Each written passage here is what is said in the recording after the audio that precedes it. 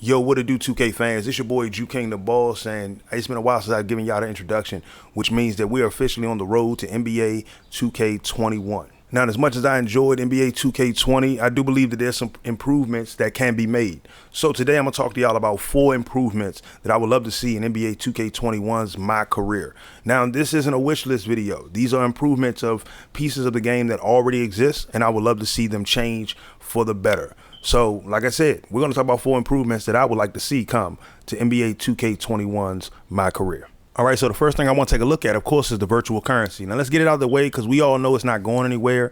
VC costs should, first of all, be proportional to the value that it has in the total game. So you use VC in My Career, my team, and in some cases my GM. Now, my GM don't use it as much, so it's not as heavy. But as you start to level up your my GM, you do start to feel like you're wasting VC on some extra skills that you might not even be able to pan out properly. It's always going to be a roll of the dice.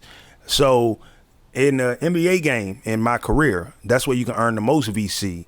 If you play on Hall of Fame and you get a high grade, high score, you can get some good VC then. But even then, you can get a little more if you get the 2x VC on a daily spend, or you also get your My Rep up to a level where you get the 2x rep on 2x VC on all games. Now, all that's cool. But when you take all that away, you're not really earning too much of anything. Now, another thing I look at, I don't care about a place like Swags or the NBA store, the shoe store, or the numerous locations where you can go and buy accessories and items to make your character look a little different. I don't care too much personally about those, but I know people who do care about wanting to put tattoos on their person, wanting to wear certain gear. Everything that my man wears is either free in the store or I got it free from the spend. Now, I truly believe that these prices are still getting out of control. You got to play about 3 My Career games with an A+, a high scoring triple double, or a quadruple double on Hall of Fame to afford some of those things. Now, what NBA player got to play that many games to afford a pair of pants? I don't care how name brand them pants are. What NBA player And then you look at things like the useless football. The bikes are purely an aesthetic thing. They're useless, but they're, like I said, they're cool. I understand why some people want to be able to get them, but the prices that you spend for these things make them not worth it. And then at the same time, when you look at something like how much people paying out of pocket to buy VC, it costs $100 to get 450K VC. Now that's 250K plus a free 200K. Now, I'm gonna give you a good example of how this looks. It can take you anywhere from 150K to 190K just to get your player to 85 overall, and that depends on how you spend your VC, which means that it'll cost you about 258K to get a player to 95 overall, which means every My player costs more than $100 to max out alone. All right, you could create maybe 2 to 3 players at 85 for $100, or 1 7/10 of a player at 95 for $100. Right now, that's a bad look. I truly believe that for $100, I should be able to at least create 5 players all at 85 overall, at least. Okay. And then maybe 3 players at 95. Okay. And the reason why I say that is because I should be able to at least create a guard, a forward, and a center all at 95. Or if I want to create one of each one of these players, I can at least get them up to 85, which means that I can switch up how I play when I'm playing based on what I'm playing against or who I'm playing with. So when we dive into that, let's first break that down and reanalyze how much you're paying out of pocket for VC. Because it's not going anywhere. And like I said, I know some people would rather VC go away altogether. We're way beyond that now. I think that is more along the lines of reanalyzing what VC is in the whole game. Think about the My Career community. Think about the My Team community, and in most cases, think about the VC that people spend in My GM. Because I've tried out My GM. You know what I'm saying? It ain't really for me too much, but each one of these communities spend VC, but you want the game to be accessible across the board. So even if I'm a My Career player, diving into My Team should be something that you want to encourage me to try. And they give out free packs and all that, and that's cool. But what we need to do is look at the earning rate of VC in each game mode, and that needs to increase, and the purchase rate of VC needs to be revalued. So for $100, a person should be getting somewhere along the lines of like 1.5 million VC. Why? Because they're gonna spend that across. They can spend that across my career. They can spend that across my team. They can spend that across my GM, and don't feel like they're being forced to only focus in one area, or reduce these prices altogether so that way people aren't spending so much money to get so little value. So they made some major steps when it came down to VC endorsements, the rewards that you get for the sponsorships. They made they made a couple steps forward, but they also took 3 steps back. You can now get a maximum of 10,000 for most of the VC endorsements, but at the same time, you can only kind of get those endorsements once a year. And so I usually sit up here and say that I keep fighting for the best offer in VC. I don't care about none of the other stuff. Give me the VC first. And once I've gone through and got all my VC, then I'll focus on the in-game achievements and all that crap. Right, so the next thing to take a look at, of course, is the game goals in single player and multiplayer. Now, I don't mean the daily goals or even the sponsorship goals. I believe that this is something that should be taken to the next level and make it more rewarding. Now, like I said, these are improvements on the system that already exists. You'll see daily goals for hit a limitless 3. And it's like, you trying to force me to play park games? Because that's the only way it's going to register that I'm hitting a limitless 3 with my defender. And I'm going to have to take a ton of dumb shots. That's not team basketball right there. That's kind of being selfish in order to get some free VC, Now you could do that. You could try that in my career and everything like that, and have you a better opportunity without ruining the game for everybody else. But I truly believe that if they adjusted it and went with game goals versus the career accolades versus the basic daily goals versus the sponsorship goals, you can create a more dynamic and rewarding system. So game goals in my team, to me, they changed the game from just being a card collector game, and I would love to see this happen in my career single player, multiplayer. So in my team, you'll have, like, once you collect a specific player or you're trying to complete a specific collection, you'll have to, and even to upgrade players, level up players, you'll have to do certain things with that player in game. So it means that you need to focus some attention on getting this player successful. And sometimes it could be something as simple as a certain shooting percentage out of taking this a certain number of shots. And if you see that in my career, that would be a whole lot better, because in NBA/WNBA games, we could see game goals designed to help improve your skills, or rival goals that are added dynamic to your key matchups, and it could be even more rewarding in VC and XP. Now, NBA Live had game goals, weekly goals, and monthly goals, so I think 2K should be on the same page as that, because these things open up the game to something new and something bigger and something better.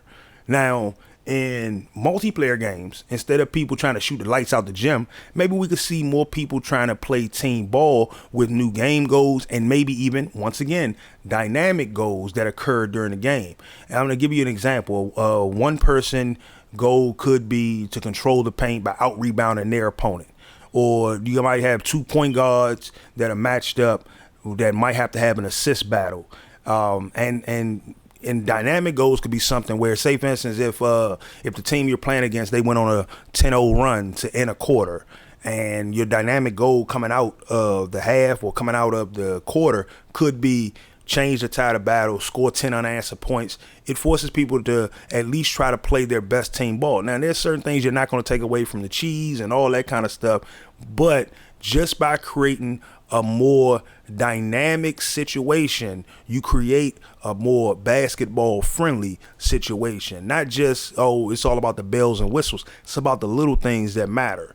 If you were playing against a LeBron or you're playing against a Kawhi, you're going to have a goal set for yourself. And that's the way I play my career season. Like, I set goals for myself and for my team. and that makes the experience a lot better. But what if 2K would do that and reward you better for it? And like I said, the accolades are not the same thing. You get very few points for those things. It really don't apply to XP at all. It does show you like what you've done throughout your career, but I want to see something that's more rewarding in the now and in the moment. And in park games, right? So park games could not only be rewarding for these shorter games, but it also can make them a little more interesting. Goals that are focused around your play style while also challenging you to expand your game.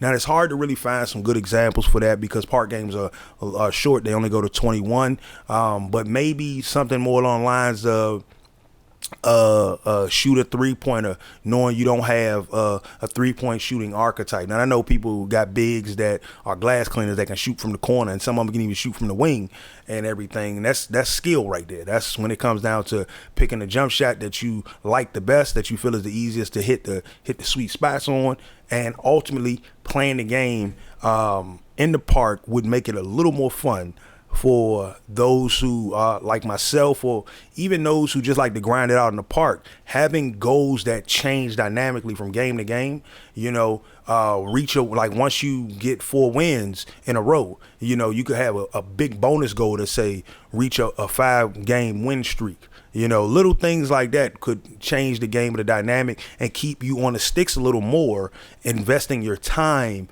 into the game as much as 2K wants you to invest your money, right?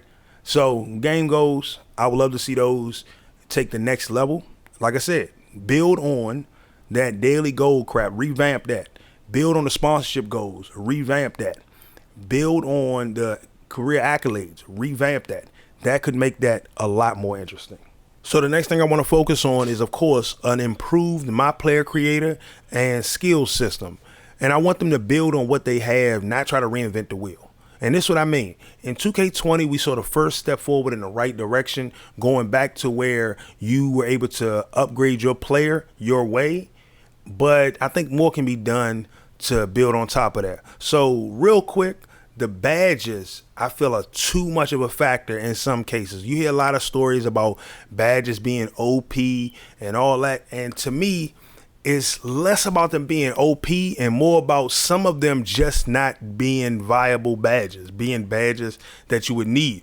Like, it feels like because you make certain badges so overpowered, you negate the reason for having other badges on your player. And so you can probably look up and find, 104,000 people telling you what are the best badges to have for any given build. And that's not a good thing, because badges should just mean that you have a higher chance, not you have a near impossible to stop chance of doing this or doing that. And so I want to see badges not get reduced in quality, but understand what they should mean and not what they do mean right now. Now, let's look at the point allocation system. When you create you a player, you're able to choose a pie chart and then allocate your points the way you want to, increasing certain skills to whatever their max level you can based on the size and the height and the weight of the build that you chose. And to me, I'm like, okay, this isn't bad. But the problem is that it's too limited by the pie charts. I truly believe that, first of all, the point allocation system should be gone, but not gone in a way where you can't upgrade your player your way. What I mean by gone is that, first of all, you should start off with a pie chart to choose your starting set of attributes. Okay, so if you go with playmaking and shooting, it should just mean that your build can move the rock and shoot better at the beginning. But it should not mean that this dictates the maximum that you can do with this build. It should just be a starting point. And so I'm gonna give you a prime example. If I created me a slasher defender, I expect that pie chart chosen would mean that I'm going to have better starting attributes in the finishing category and the defense category. But as I play through my career and I play through par games and I play through rec games, by taking shots, taking good shots, hitting good shots, That means I can increase my shooting level. Now, some people look at it and say, well, 2K will find a way to mess that up to a point where you just want to say, okay, I'm going to create me a shooter and that's it. But if I'm creating a build that starts off really well and then I got to earn those extra skills, you don't just be the best overnight. You should be able to earn it overnight. Well, earn it over time. And I want to see something like that come into it. Also, I want to see the removal of height, weight, and wingspan determining what your max skill can be hampered or hurt by. There are bigs who can dribble the ball really good. There are, bigs who can shoot really well from deep. And that's because they spend time working on shots in different locations. The reason why they call it a hot zone is because they worked on getting those shots from those areas. Let's not make those things about a player mean less because you have a badge. I mean, you can shoot from anywhere and everywhere and over there and under there. You can shoot shots that nobody else could shoot because you have a badge. I want you to be able to shoot shots that nobody else can shoot because you worked on that shot. That's where skills matter. And so when I look at skills themselves, let's look at a specific skill that I really want to see get revamped. And this is beneficial for everybody. I don't give a rat's behind whether you are a point guard or a center. This is a skill that should be changed. Ball handling is not one skill. Ball handling should be broken down into two categories, and that's dribble skill and dribble speed. Now, dribble skill would allow you to unlock the Kyrie Irving, the elite and one-esque handles, right? When it come down to ball handling packages, the dribble move packages. But dribble speed should allow you to take any package and basically increase the speed of that dribble. So even if you are if you got Pro 1 or even Amateur 1, you shouldn't be 5 years into my career and still looking like you trying to figure out how to move the ball from one hand to the other and the basic of basic forms. They're bigs who can dribble with some speed. You combine that with some stuff like quick first step, and you can explode to the rim and get more dunks, get more explosive kind of plays, get more game changers. So I want to see things like that happen. And just like I said, any one of y'all could drop into the category, any other skill or attribute that you feel should make an adjustment. But overall, the main goal of this section is just say that point allocation should go away. And I'm not saying that we shouldn't be allowed to choose our points. What I'm saying is that the starting factor should just be based on the pie chart that you chose. But your maximum skill could literally, I don't give a rat's behind if you're a 7-foot center. You should be able to say, okay, if I spend my time in the gym working on my jump shot, then I'm going to be able to get a 99 jump shot. And some people won't like it because it's like, hey, that means that there's going to be a lot of people that can shoot or play defense. Look, then that's when we get back to the game that we want to be about skill, not about being able to cheese the system. So we got one more thing to focus on, and some of you might have been mad and downloaded the video just off of this one alone. But the next one we're going to talk about is really going to change the dynamic of what the game really can become. All right, last but not least, of course, would have to be true basketball physics. To me, that's the biggest improvement that needs to be made in NBA 2K21, especially for my career and any other game mode for real, because I don't want to talk about just the way the ball moves, but it's also about how the players move too. In 2K, we see some great controls that are really polished, could use some little more tweaking here and there, but we see something that needs more tweaking, and that's these player movements.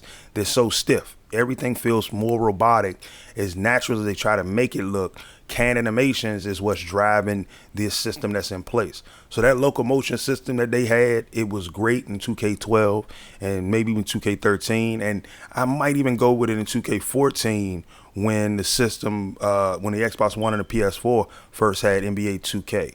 But with a new system about to be in the streets, a new system about to be on the market, it's time that we go with a new system that'll bring 2K to where it really, truly can be. And that is a true basketball simulation game from pillar to post, from top to bottom, from end to end. And how can you create a physics-based system in NBA 2K? Well, it's simple. It's not simple, but it's simple. So in basketball, physics are about how you move around the court. Now look at NBA Live, and as much as that game plays like an arcade game, the one thing I give it credit for is that compared to 2K, the players feel like they move a little more freely on the court. They feel less like trains on a track. And that's all coming from that locomotion system, like these specific animations. You ever notice how, like, when you're playing in the rec or you're playing Pro-Am, you have to hit the sprint button just so that way your man will turn back up and run down court and everything. But in reality, there's some players who naturally just jog back down the court because they have enough time to get set up. It's the weirdest thing that I've ever seen. Now, if we see them incorporate a true physics system, something that's about bumping and moving, it makes the steps look a whole lot better. It keeps you from feeling like you're stuck on a player just because you ran their direction, not even made contact with them, like you ran their direction. And then when you see things like pivoting and changing directions, those things will look and feel less like you're kind of weighted down to the floor itself.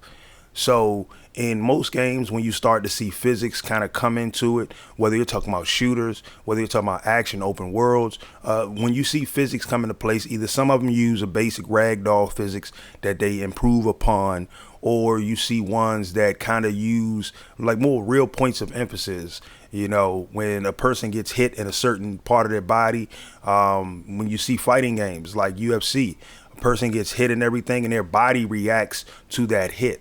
And it feels less like you're stuck on a track, and this is the only way that you can really move. You can kind of move a little looser, and that's what it's going to come down to. If we can see that come in NBA 2K21, now my career is the mode that I play the heaviest. Y'all know that, but we could see this advance the game in so many areas and make the game a lot smoother to play and actually prepare it for years to come. But in order to do that, we got to start somewhere. Okay, like I understand that going with a true physics engine and redesigning that engine from the ground up. Hopefully they already started on that and already did that, and now's the time we'll see that. But by starting from the bottom, starting over again, you feel more worried that you're going to create a product that, of course, everybody's just going to trash talk and want a refund for. But if you don't take the risk, then we get stuck with the same system and we just complain about the same thing. At least a move in a different direction for the physics itself and a lot of other features that could be updated. But these were the main four that I really felt could be improved upon to make the game a better experience, last a lot longer. But if we see physics make that big leap forward and feel like playing basketball, like real basketball, right cuts, the right moves, nothing feels like you're on a track, but it feels like you're freely running around the court.